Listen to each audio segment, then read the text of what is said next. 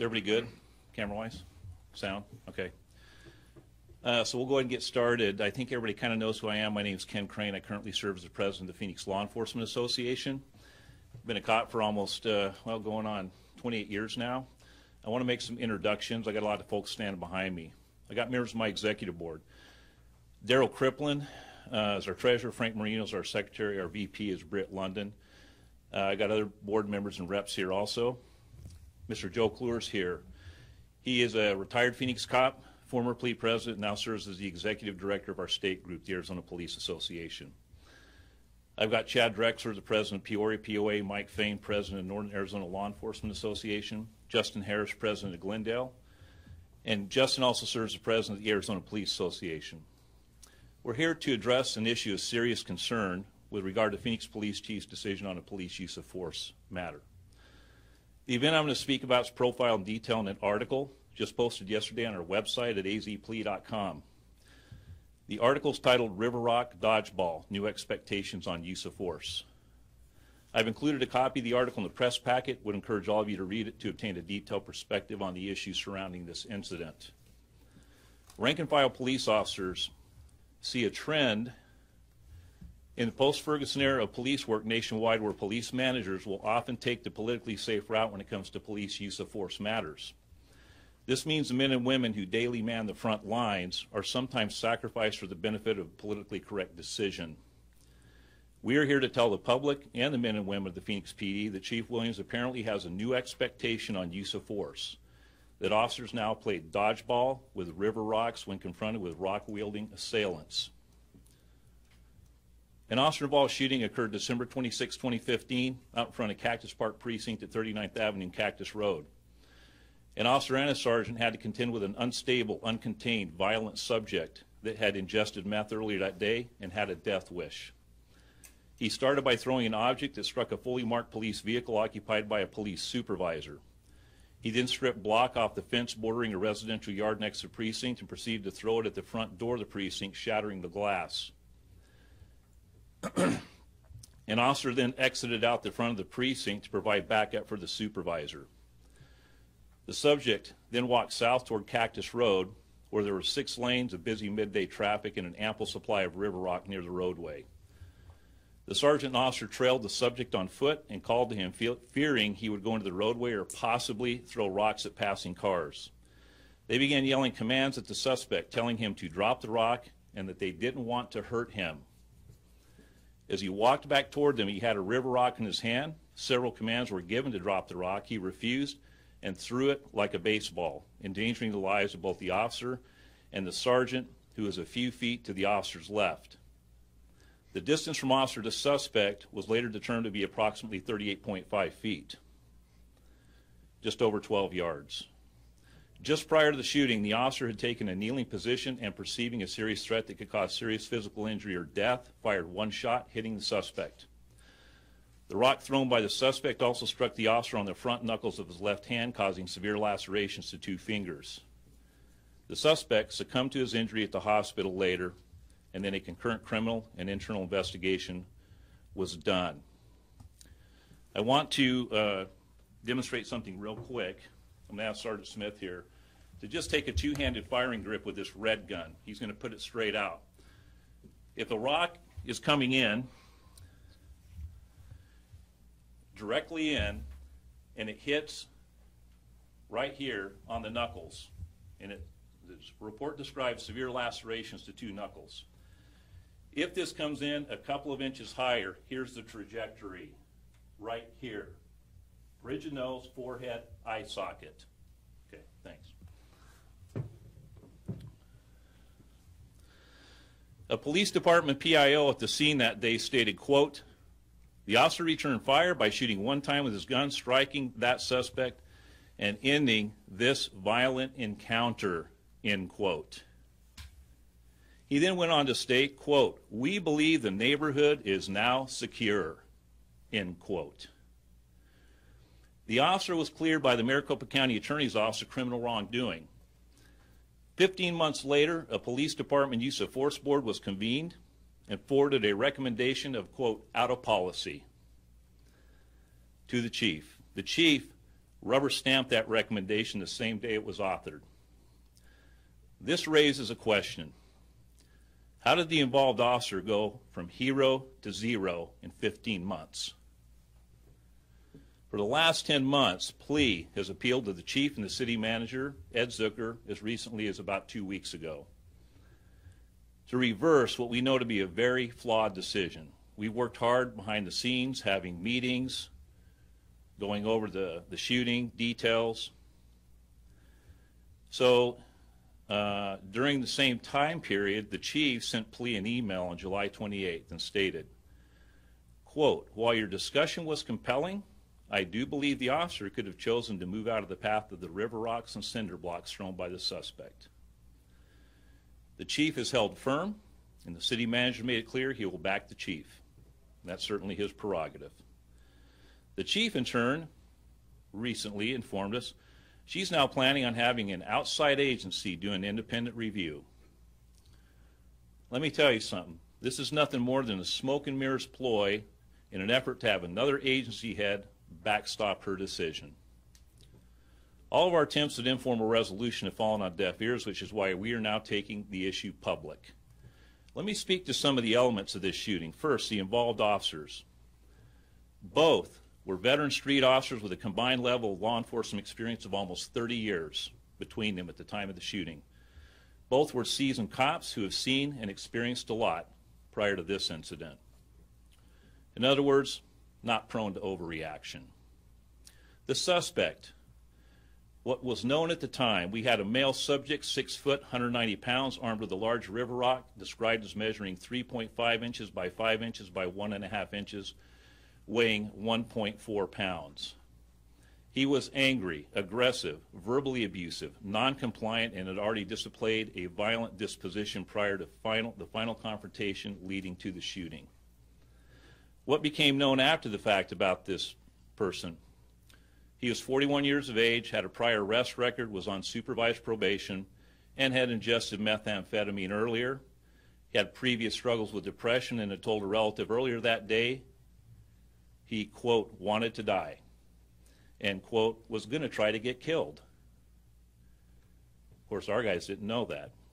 But in other words, a person with a death wish. Let me talk about de-escalation real quick. De-escalation is a new buzzword in training trend, in law enforcement nationwide. The Phoenix PD and many other agencies have embraced and currently teach this philosophy. De-escalation tactics were utilized in this situation. For example, when the supervisor's vehicle was struck, he didn't immediately get out and confront the suspect. He kept the suspect under observation and called for backup. That's a smart move. You're not rushing in. When the suspect ripped a block off the wall of a nearby residence, the sergeant continued to observe and wait for backup, as no one was being directly threatened at this point. At the point the suspect began using cinder block to break out the front door of the precinct, the backup officer was preparing to come out. The officer waited till the suspect moved on rather than charge blindly out the door. Once the officer did come outside, both he and the sergeant worked as a team to approach and attempt to communicate with the suspect who was walking towards a busy roadway. They did not attempt to chase him down, which could have driven him out into a very active 6-lane thoroughfare. The officers tried to calm the suspect. Drop the rock, we don't want to hurt you. It was only when the suspect aggressively approached the officers, refused numerous commands to drop the rock, and then used the rock to launch an aggressive assault on them that lethal force was used for their protection. I'm going to talk real quick about what's called a reasonable officer standard in our line of work. Although the sergeant did not fire his weapon, he reported in post-shooting interviews he was preparing to fire. This speaks to what's known as a reasonable officer standard. In other words, would other officers presented with the same set of circumstances perceive the same level of threat and react in a similar fashion? In this case, the answer is a clear yes. Let me talk real quick about the science involved. Lag time, velocity, reaction time, and perceptual distortion. There's actual scientific research behind the human factors related to use of force. This research tells us that brain and body typically react in quarter-second increments to stimuli. In other words, it can take a quarter of a second for the officer to perceive the threat posed by a suspect. Another quarter second for the brain to send the neural impulse to the hand, telling it to begin the draw stroke. Another quarter second for the officer to draw the gun. Another quarter second to align the sights. And another quarter second to depress the trigger. If you're doing the math, it's 1.25 seconds. And it's really fast. All right? In this particular case, the officer was able to react quicker, maybe about a half second or so, since he was already dialed into the threat and his gun was out and generally aligned in the suspect's direction. Once he perceived the guy was getting ready to throw, the officer merely had to align and stroke the trigger, so he could have, it wouldn't have taken 1.25 seconds. This brings us to the next point. Does a distance of 38.5 feet give ample reaction to dodge a rock? Well, rather than guess, we got to do a little bit of math. What's on this poster board here is included in your handout packet. You have the same graphic and visual. And what this does is it gives us speed. Velocity's on the left, and over 38.5 feet, also 12, which is 12.8 yards, a little more than a first down, okay? At a slow throwing speed of 30 miles an hour, my guy had 0.87 seconds to react. Less than a second. All right? Most of us in this room could probably throw a rock like this. I could take you out in the back parking lot. Most of you could probably throw this at 30 miles an hour right now. Okay? This is not the exact rock. It's the same weight. This is a 1.5 pound river rock. Okay? I mean, that just sounds painful, doesn't it? Think of your head sitting there. Now consider a 41-year-old male, 6 feet, 190 pounds, in reasonably good health, not only angry and agitated, but also high on meth with a death wish. Do any of us really believe he couldn't throw a 1.5 pound rock more than 30 miles an hour? Knowing this, the chief believes that an officer in a kneeling position with less than 1 second to react should simply, quote, just move out of the way. This is an unreasonable expectation. It's called expecting a police officer to exceed the limits of human performance. I'm going to illustrate to you right now how short this reaction time truly is. We're going to do a little demonstration here. You got it? Jim's going to use a device we call a shot timer. We use this in police firearms training. It's used by competitive shooters for shooting drills. How fast did you get your shots off? Things like that. You can set up all kinds of stuff. I've dialed into this timer a 9/10 of a second time window. Now remember, 30 miles an hour, 0.87 seconds. I'm going to be generous. I'll make it 0.9. I'll give you 9/10 of a second. When he presses the button, two things are going to happen. You're going to hear a beep. That's when the rock's thrown. You hear a second beep. That's when my guy's getting impacted. Go ahead. Oh, yeah, just move out of the way. Anybody need to hear that again? Okay. Thanks. All right. You got yours? You're going to have to hold it where I can knock on it. Okay, we're going to do another little drill here. He's going to do another shot timer with just a start time. Whenever you're ready. Oh, he's throwing. Should I shoot? What, should I not shoot? Should I move left, right? Okay, let's try it again. Okay, he's going to throw. Should I dodge? Should I move? Should I go left or right? Should I shoot? Oh, 4.01 seconds. In our world that we live in on the street of split-second reality, that is called an eternity. 4 seconds. Okay, if it makes a point. Citizens and police officers alike involved in deadly force encounters can often experience what's known as perceptual distortion, meaning a person under stress can perceive things to be closer than they really are or can perceive them to be further away. And what's important about this point is police officers are not equipped with calibrated laser rangefinders in their eyes where we can go, oh, you know, he's this far, he's that far, he's close, he's far. Under stress, your body does weird things, and perceptual distortion is one of them. If the chief truly believes officers should just move out of the way, several questions are raised. Why hasn't the department been formally notified of these new expectations via the employee notification system? Why haven't new training scenarios on how to play dodgeball with bricks and rocks been implemented at the academy? And where are the AZ Post lesson plans that cover training on how to dodge bricks and rocks? Well, let me just tell you right now, clear it up, they don't exist. Most importantly, why does all our existing training to include current training scenarios at the academy now in today's era speak to the exact opposite of what the chief is advocating? Over the years, Phoenix officers and officers around the nation have had to use lethal force against suspects who have attacked with rocks, against suspects who have made furtive movements, and against suspects who brandish objects thought to be firearms. And with rare exception, most officers are found in policy on these types of shootings. Now we have a shooting where an officer doesn't shoot someone over a furtive move or because he thought a cell phone was a gun. He shot because a life-threatening pound-and-a-half river rock was hurtling toward his head, yet he's out of policy. Placing unreasonable expectations and unnecessary risks on officers by asking them to play river rock dodgeball is like throwing the white marble on the roulette wheel at a Vegas casino and betting everything on red. It might be okay to gamble in Vegas. It's not okay to gamble with your life or the lives of others. Now, the irony of this whole farce is that a use of force board recommended this shooting be found out of policy by attempting to cite policy violations that absolutely didn't apply.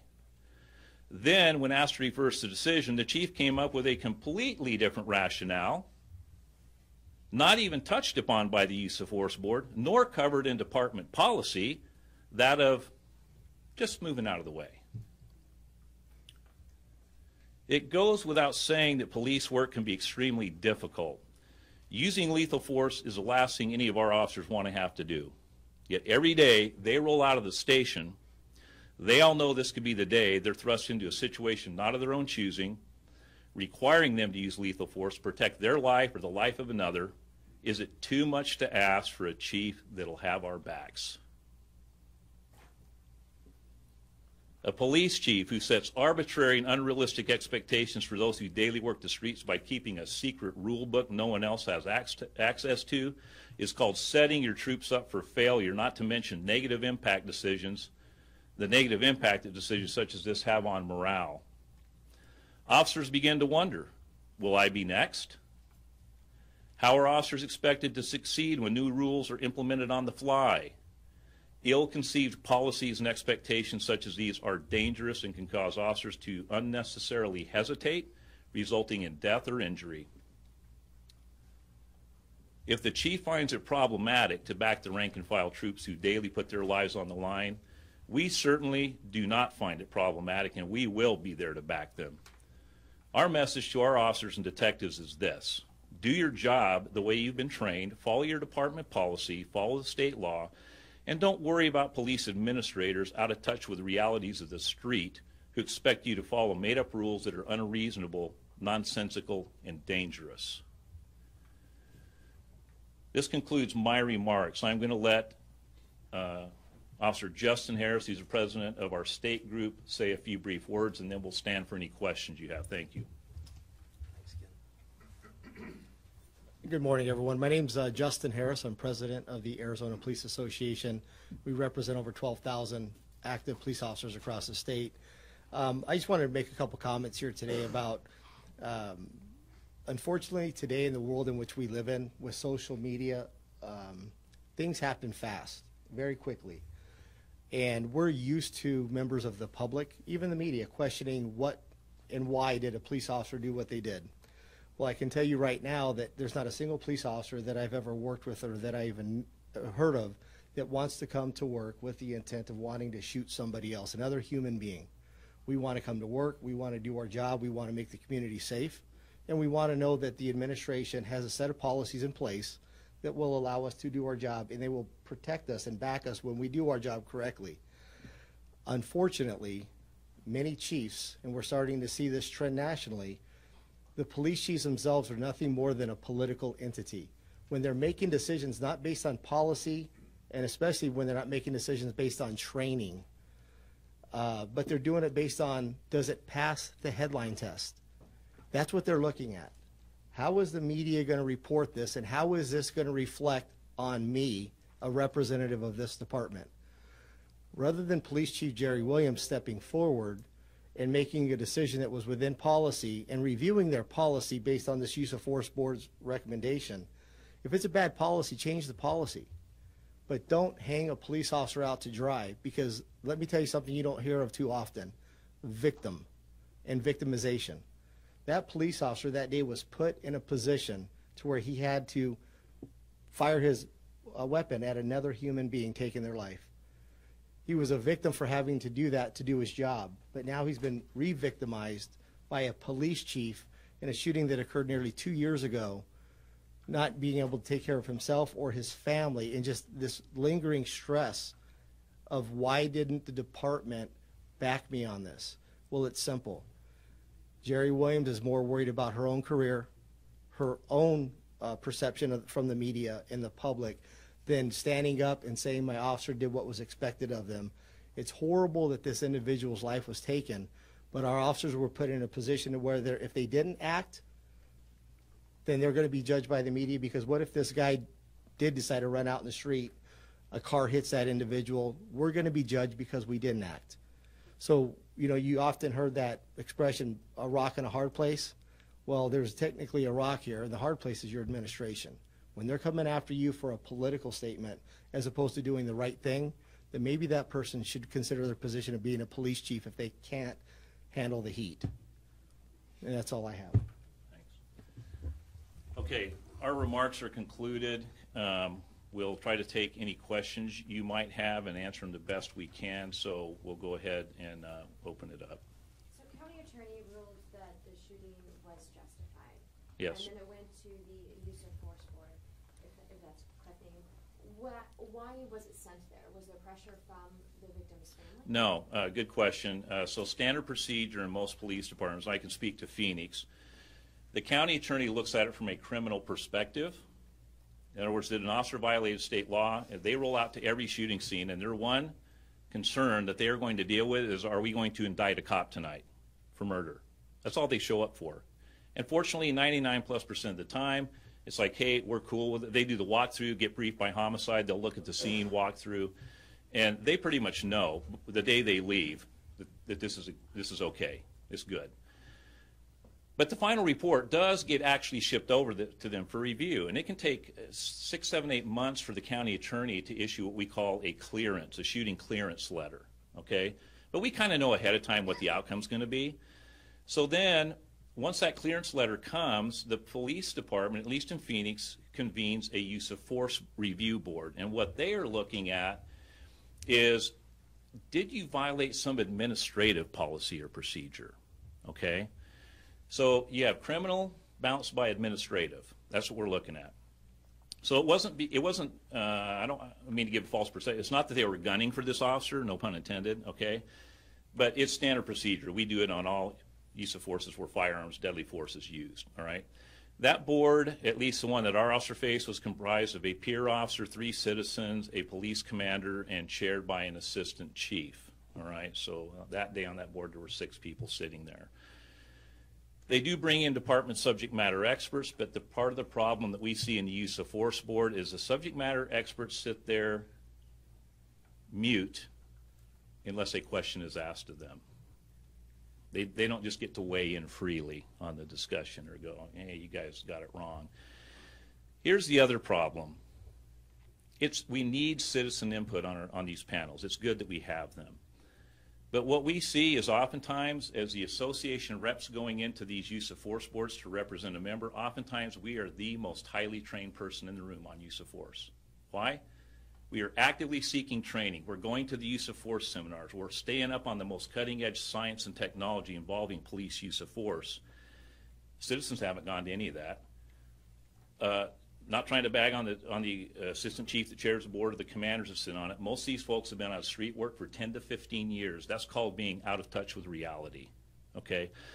It's like any other skill. You get out of the street, you lose your edge. And you kind of forget how it was. You forget where you came from a little bit, okay? And so what we see in use of force boards is decisions, personal bias creeps into decision making along with emotion. They don't stick to black and white facts and standards. I guarantee you, bet you my next paycheck, nobody did those calculations. We did. How hard was that? Took me 5 minutes and a laptop with an internet connection, and I figured that out. You think they do it? No. Why do we need that for?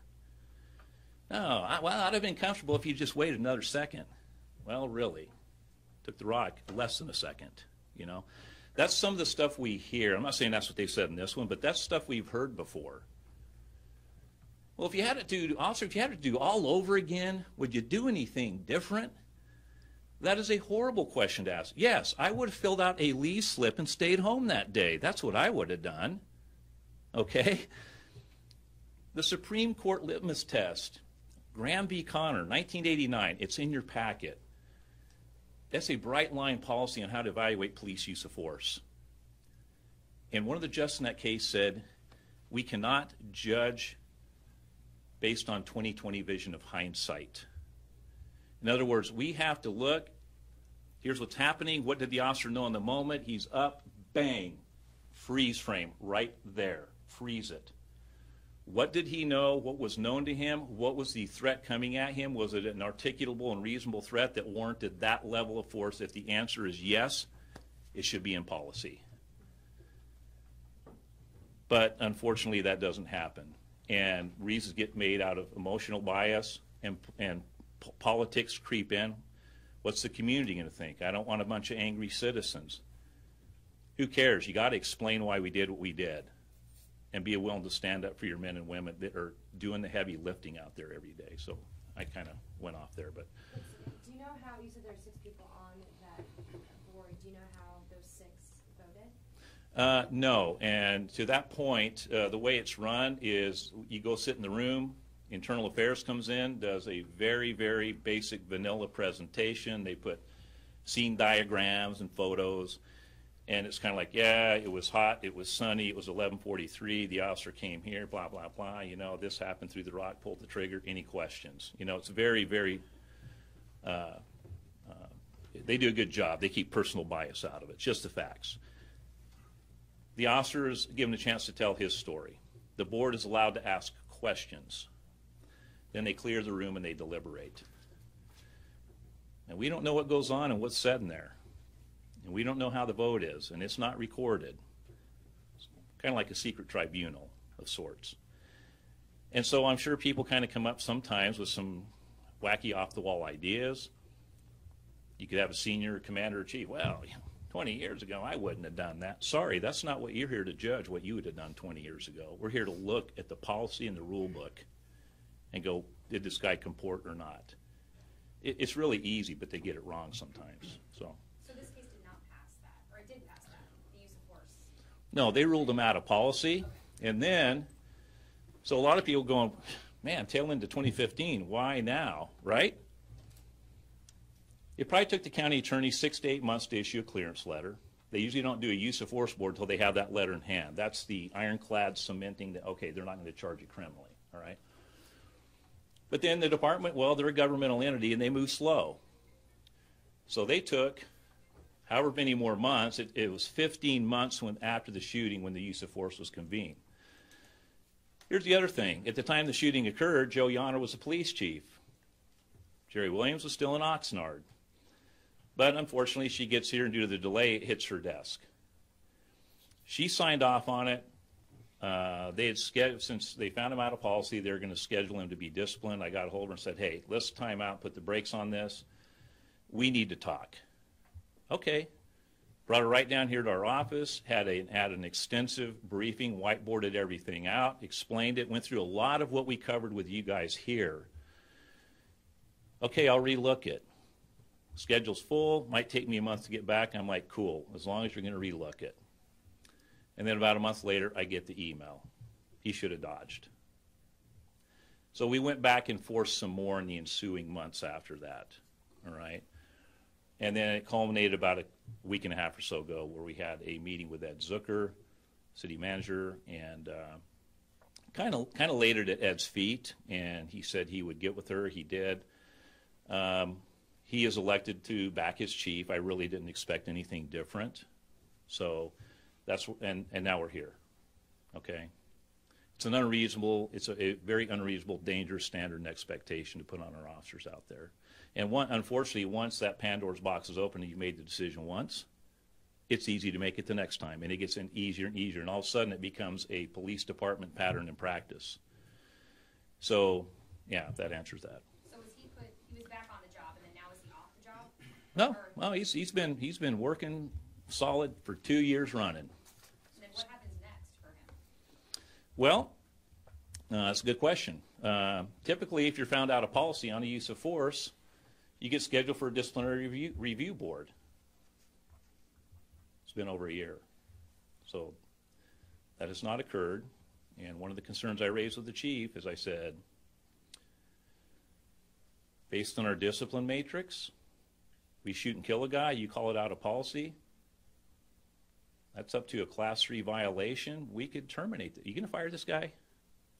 I said, of course you're not. You can't. I said, he does not even deserve a supervisory counseling. He shot to defend himself and protect him and that sergeant against a very, very real, rapidly unfolding threat. He acted in the moment. So as things stand now, he's working. Absolutely. This disciplinary event may happen at some time in the future. May or may not. And your point here today is just to pull a plug on this stuff and say, let this guy alone. Is that the message? Well, the message is, I think what we're trying to do here is we are trying to get out to the community to say, here's what's happening on your police department. And we're getting the word out to our men and women on the street, most of them that don't know about this, are oblivious to this case and all the machinations going on behind the scenes, because we wanted to try to work behind the scenes to get this resolved. We trust me, we went the whole 9 yards. We went the extra mile on this. And when people don't want to see reason or look at the science or the facts, and they want to make feel-good emotional decisions, I mean, look, I could take any one of you guys out in the parking lot and put you in a kneeling shooting position and pace off about 38 feet, and I can get a bucket of these, and I got some guys here with good arms. You know, anybody want to play some River Rock dodgeball? I'll do you a solid. I'll call the fire department to get an ambulance on standby, because a couple of you are going to be going to the hospital. Okay? So you wouldn't expect to do that. Why should we expect our men and women out there to do that and be put under that unreasonable standard? So you said you had that private firm, or she was mentioning having a private firm investigate this. yeah, that private firm's called the Tucson PD. Okay, so let's talk about that. Hey, Bob, I got the union crawling up my backside over here on this use of force decision. I'm going to ship this thing over. It happened 2 years ago, and have you give it a relook. And tell me what you think. How do you guys think that's going to turn out? And here's the deal. Let's say he does. What other police chief is going to tell the police chief of the largest agency in the state and come out and go, Jerry, you got it wrong. You got to reverse this. That is not going to happen. And even if it did, is she obligated to reverse it? Nope. That's just that's an opinion. That guy has no jurisdiction over our department, our policies, our internal procedures, or anything. That's called political eyewash, is what that's called. She's already told me 3 times, and the 3rd time I bring it up, she goes, nope, I'm done. My mind's made up. Oh, but now you're going to send it out. Okay. That's like Ed Zucker having a problem with a labor decision I made. And I go, Ed, don't worry. I'm going to ship this over to Justin, who's the president of Glendale Labor Group, and see what he thinks. I'll send a report to you. Is anybody going to have faith in that? Of course not. So. Have you seen an increase in officers being found out of compliance when it goes to this board since the chief has taken over for Yonner? It's a hard call, and typically, I would say not necessarily, and here's why. Most of our shootings, most of the time the shootings are black and white. You know, guy with a shotgun running toward a schoolyard. You put 10 holes in him, okay, good job, you know, right? So most of the shootings we have are pretty cut and dry, and it's easy for people to mentally digest. But the minute you throw them a curve, oh, it was a rock, or, oh, well, the distance. It's like, okay, there's distance there, but let's sit down and do the math, okay? Let's really find out how much reaction time the guy had. Oh, when you do that, it's like, yeah. Because I'm telling you, at the distance and the speed at which things happened, it was literally throw, bang, I'm hit. It was that quick and literally probably faster than that. I mean, it was split seconds, tenths and hundreds of seconds that this occurred in. It's almost faster than your brain can really process to even think about dodging. And I told the chief, I go, Chief, he was kneeling. He anchored himself. He knelt down to diminish his profile. Good tactics. He took a knee, what we call a kneeling supported, elbow on the knee, and he's tightening up. But what did he trade away? He traded mobility for stability, okay? And that's the way it works in the tactics world. There's a yin and a yang, a plus and a minus. Anything else? So at the end of all this, he could potentially lose his job. Per our policy, but is that realistically going to happen? No, no way. Yes? Has Chief Williams explained in any detail why she's backing this decision? Yes, she did. I got an email that said he should have moved. And nothing else? No, he should have moved. He should have got out of the way of that rock. So two other things. Let me just share this with you. And this is in our article on the website. But recent training scenarios at the academy, most of us go through these annual training scenarios. I just went through this a few months ago. We're all required to go, okay? Scenario, two-man teams of patrol officers. You got tasers and, you know, inert guns, blue or red guns, right, the plastic guns. And the scenario is you're going to go confront a guy throwing, you guessed it, river rocks over a freeway overpass. And we go out there and you divide into two-man teams. And guess what? On each team, one guy has a handgun drawn and the other's got a taser out. Well, if we're supposed to dodge rocks, why wouldn't those instructors go, whoa, time out, what are you guys overreacting? Put the holster of those guns up. This is a taser scenario. We're always trained to deploy with lethal, and part of the training point in that scenario is rocks can be lethal instruments. Take a look at all these articles when we're done. I put up on the table here from around the country.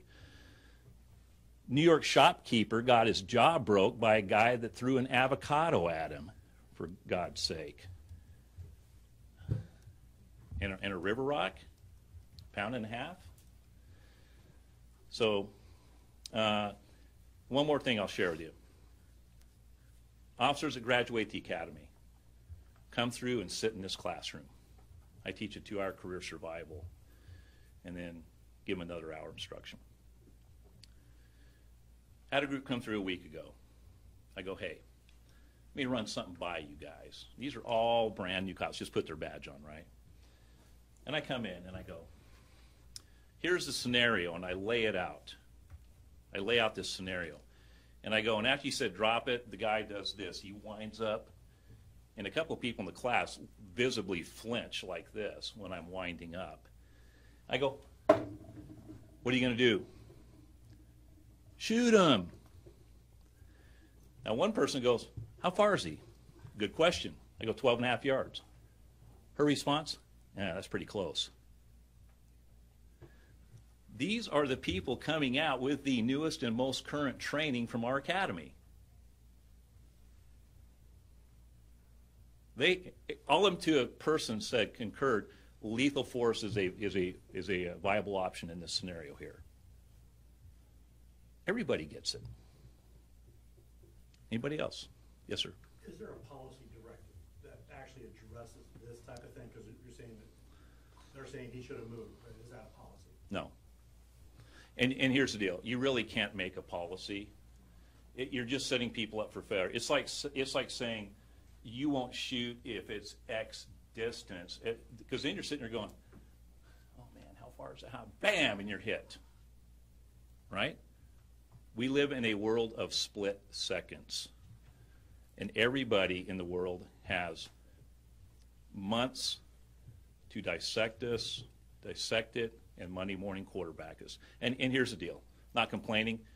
It goes with the territory. You have to accept that as a cop. But you also have to make people understand a little bit about our world. Okay? So we don't have those unreasonable expectations. Anybody else? Yes, ma'am. The use of force board sent out a statement about why they came to out of policy. They did. They sent a page-and-a-half memo. Said, these are the policies we think you violated. So when I met with Chief Williams, I had that, and I go, boss, let's go through this. And I went through each one. I go, he didn't violate that. And I go, this one, yeah, he did that. He's good on that. That's covered. I use it like a checklist. I go, this reads more like a blueprint of what he did right than what he did wrong. And so that did come out. Now, in the article, if you read that article, all those bullet points are included of what the use of force board said. They're bolded with our responses. So you'll see it. Anybody? What Yes. would you like the chief to do? You want her to reverse her decision? Absolutely. Yeah, that's the easiest way. I just don't know after today if she'll see it that way. What do you think? No, that's the simplest way to do it, and that's why we worked hard behind the scenes, because this is a common sense no-brainer, okay? Let me just tell you this, too. We represent officers in shootings, discipline matters, and let me tell you, all those offices back there that we sit in, I can't tell you how many times we pull people in behind closed doors and we're like, listen, you're out of policy on this, so we're going to go in there and present your side of it, but just understand they're going to find you out of policy, okay? And you're going to have to take a licking on this one, all right?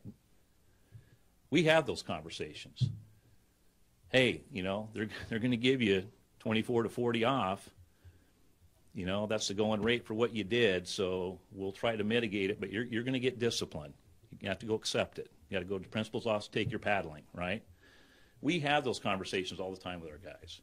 This is not about the union digging in for a fight just to dig in for a fight. It really isn't. Anything else? What's the officer's name? I'm leaving the names out of it for a reason. Now, obviously, if you guys want to really go dig, get public records, you can probably figure it out. And the reason is this. I personally don't think the officer would care if I told you his name, but I'm not going to with the sergeant and the officer, because what's more important than the name is the conduct and the way it was handled. This could be any one of us up here. This could be any officer out on the street today. Something similar could happen like this. So, anything else? Okay, guys, I want to thank each and every one of you for coming. Take a look at this. We've got a lot of police association leaders and a lot of knowledge, so if you want to do any one-off interviews on the side, feel free. Take advantage of this access, and we'll go ahead and call it. Thanks again.